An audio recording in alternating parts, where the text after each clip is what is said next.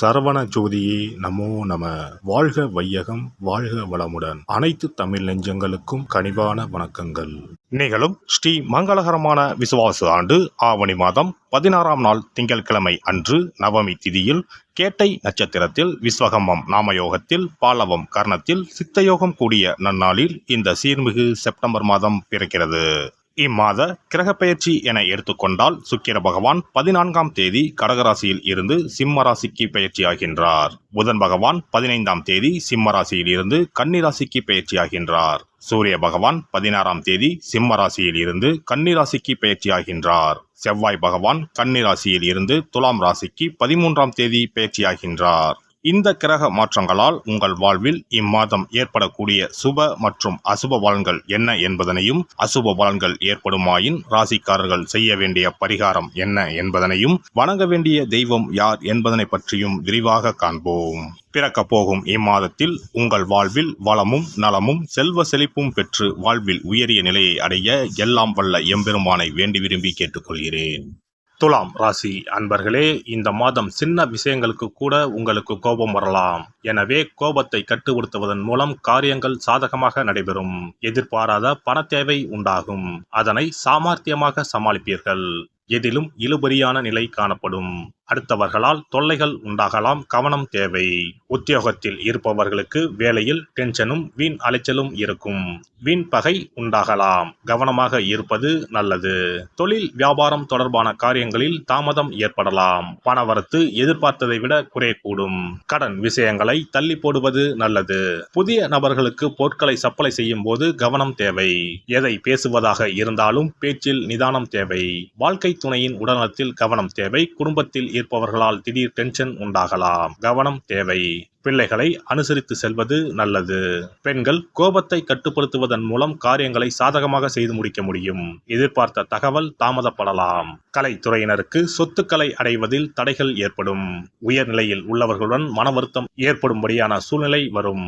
உடல் ஆரோக்கியம் பாதிக்கப்படலாம், கவனம் தேவை. வாகனங்கள் மூலம் செலவுகள் உண்டாகலாம். அரசியல் துறையினருக்கு எதிர்பார்த்த பணவரவு இருக்கும். தேவையான வசதிகள் கிடைக்க ஆர்வம் காட்டுவீர்கள். தொழில் வியாபாரம் சுமாராகத்தான் இருக்கும். எதிர்பார்த்த கடன் உதவி கிடைக்கலாம். பழைய சிக்கல்கள் தீர்வதில் தாமதம் ஏற்படும். மாணவர்கள் பாடங்களை படிக்கும் போது பின்னடைவு ஏற்படாமல் கவனமாக இருப்பது நல்லது. திடீர் டென்ஷன் ஏற்படலாம், எச்சரிக்கையாக இருப்பது நல்லது. நட்சத்திர பலன்கள் சித்திரை 3, 4ஆம் பாதங்கள். இந்த மாதம் குடும்பத்தில் தேவையற்ற பிரச்சனைகள் தலைத்தூக்க செய்யும். எனவே சாதுரியமாக பேசி எதையும் சமாளிப்பது நல்லது. பொதுவான காரியங்களில் ஈடுபடும் போது கவனமாக இருப்பது நல்லது. வாகனங்களை பயன்படுத்தும் போது எச்சரிக்கை தேவை. சுவாதி நட்சத்திரம். இந்த மாதம் எந்த ஒரு விவகாரத்தையும் எதிர்கொள்ளும் மன வலிமை உண்டாகும். எதிலும் கூடுதல் கவனத்துடன் இருப்பது நல்லது. எதிர்பாராத சம்பவங்களால் இழுபறியாக நின்ற காரியங்கள் நல்ல முடிவுக்கு வரும். வெளியூர் பயணங்கள் உண்டாகும். உடல் ஆரோக்கியம் மனதில் உற்சாகத்தை தரும். விசாகம் 1, 2, 3ஆம் பாதங்கள். இந்த மாதம் தொழில் வியாபாரத்தில் இருப்பவர்கள் சற்று கூடுதலாக உழைக்க வேண்டியிருக்கும். கடன் பிரச்சனைகள் குறையும். போட்டிகள் நீங்கும். வரவேண்டிய பழைய பாக்கிகள் வசூலாகும். உத்தியோகஸ்தர்களுக்கு மறைமுக எதிர்ப்புகள் நீங்கும். மேல் அதிகாரிகளின் ஆதரவு கிடைக்கும். திறமையான செயல்கள் மூலம் பாராட்டுகளை பெறுவீர்கள். மாரியம்மனை வெள்ளிக்கிழமையில் தீபம் ஏற்றி வழிபட சகல நன்மைகளும் உண்டாகும். தடை தாமதம் நீங்கும். சிறப்பு பரிகாரம். சொந்த வீடு அமைவதற்கு ஆன்மீக பரிகாரம். சொந்த வீடு கனவு நிறைவேற வேண்டும் என்பதற்காக எத்தனையோ கோவிலுக்கு சென்று எத்தனையோ பூஜை வழிபாடு என செய்தும் ஒன்றும் நடக்கவில்லை என்பவர்கள் வீட்டிலேயே இந்த எளிய பரிகாரத்தை செய்து வந்தால் நல்ல பலன் கிடைக்கும்.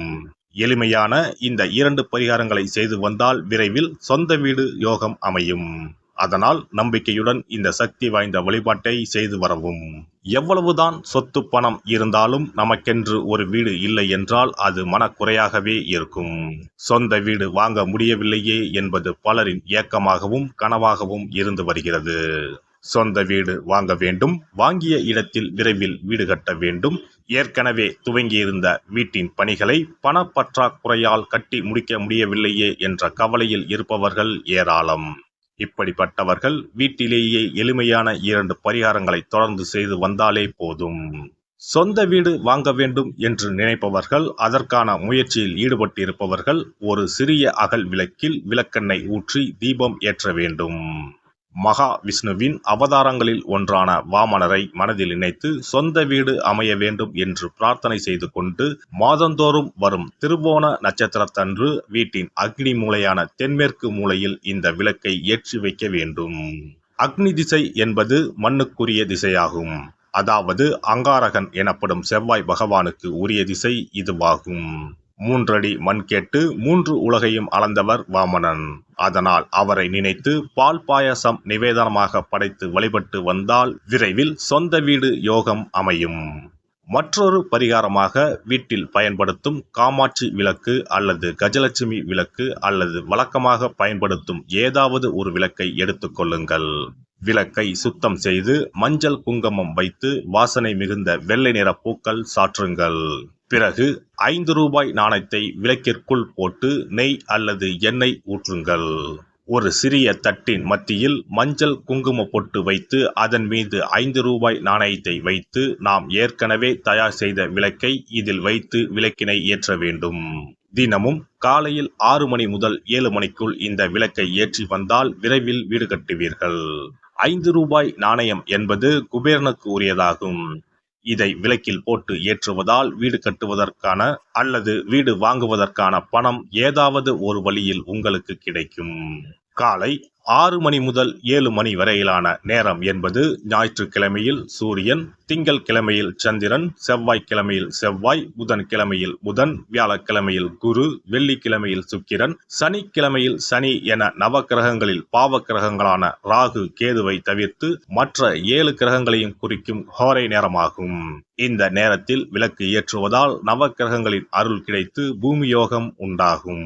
எந்த ஒரு பரிகாரம் என்றாலும் மனதில் முழு நம்பிக்கையோடும் இறைவனை உறுதியாக வேண்டி வழிபாடு செய்தால் மட்டுமே பலன் தரும். எளிமையான இந்த பரிகாரத்தை தொடர்ந்து செய்து பயன்பெறுங்கள். எல்லாம் வல்ல இறையருளால் நீங்களும் உங்கள் அன்பு குடும்பமும் உடல் நலம், நீலாயுள், நிறை செல்வம், உயர் புகழ், மெய்ஞானம் ஓங்கி வாழ்க வளமுடன். இந்த வீடியோ பதிவு உங்களுக்கு பிடித்திருந்தால் லைக் பண்ணுங்க, கமெண்ட் பண்ணுங்க, ஷேர் பண்ணுங்க, மறக்காம சப்ஸ்கிரைப் பண்ணுங்க, பக்கத்துல இருக்கிற பெல் பட்டனை கிளிக் பண்ணுங்க. நன்றி, வணக்கம். ஓம் நமச்சிவாய. சிவாய நம.